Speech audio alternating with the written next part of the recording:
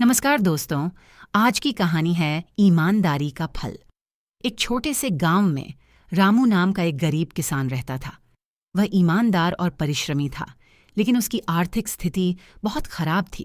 रामू अपनी दिन रात मेहनत के बावजूद अपने परिवार की ज़रूरतें पूरी करने में असमर्थ था। एक दिन रामू जंगल में लकड़ियां काटने गया। लकड़ी काटते काटते उसकी कुल्हाड़ी अचानक नदी में गिर गई। रामू परेशान हो गया क्योंकि कुल्हाड़ी उसकी रोजी रोटी का साधन थी। वह नदी के किनारे बैठकर दुखी मन से रोने लगा।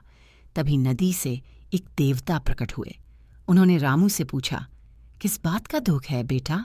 रामू ने सच्चाई से अपनी समस्या बताई। देवता ने कहा, चिंता मत करो, मैं तुम्हारी कुल्हाड़ी ढूंढ कर लाता हूँ। देवता नदी में गए और एक सोने की कुल्हाड़ी लेकर आए। उन्होंने रामू से पूछा, क्या यह तुम्हारी कुल्हाड़ी है? रामू ने ईमानदारी से कहा, नहीं, यह मेरी कुल्हाड़ी नहीं है। फिर देवता ने चांदी की कुल्हाड़ी निकाल कर पूछा, क्या यह तुम्हारी कुल्हाड़ी है? रामू ने फिर कहा, नहीं, यह भी मेरी कुल्हाड़ी नहीं है। अंत में देवता ने लोहे की कुल्हाड़ी निकाली। रामू खुशी से चिल्लाया, हाँ, यही मेरी कुल्हाड़ी है। देवता रामू की ईमानदारी से बहुत प्रसन्न हुए।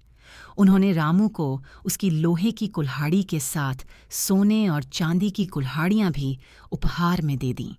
रामू ने अपनी ईमानदारी के कारण अपने परिवार की गरीबी को दूर किया और खुशहाल जीवन बिताया।